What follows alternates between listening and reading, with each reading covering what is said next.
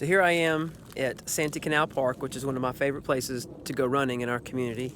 And you may not have realized this, but there's actually an obstacle course here on site at this facility. And I'm standing right here in the middle of it, and behind me is probably the most difficult challenge, which is the wall. It's a 10-foot wall, and you have to work together as a team, if you were to do this as a team challenge, to get everyone up and over the wall. Now, I'm not gonna demonstrate it, of course, because the sign says, keep off obstacles, and I always obey the rules. So I'm not going to try to attempt this on my own, certainly, but it's a pretty intimidating obstacle when you think about it. 10 feet, not many of us can jump that high on our own, and even if we could, to try to hoist ourselves up over the wall would be almost impossible. But that's kind of the nature of a challenge and an obstacle, is it's something that is almost too big for us to do on our own. And I'm sure that's probably how the Israelites felt when they were led out of Egypt. God had freed them from slavery, only to find themselves with their backs up against the Red Sea and Pharaoh and his army charging down upon them. They even said to Moses, there weren't enough graves in Egypt, you had to bring us out here to die.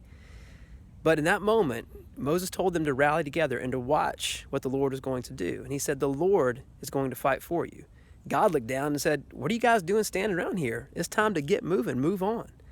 And that's exactly what they did. The story tells us, of course, that God, through Moses, parted the waters of the Red Sea, and the Israelites were able to go through on dry land and escape to their freedom.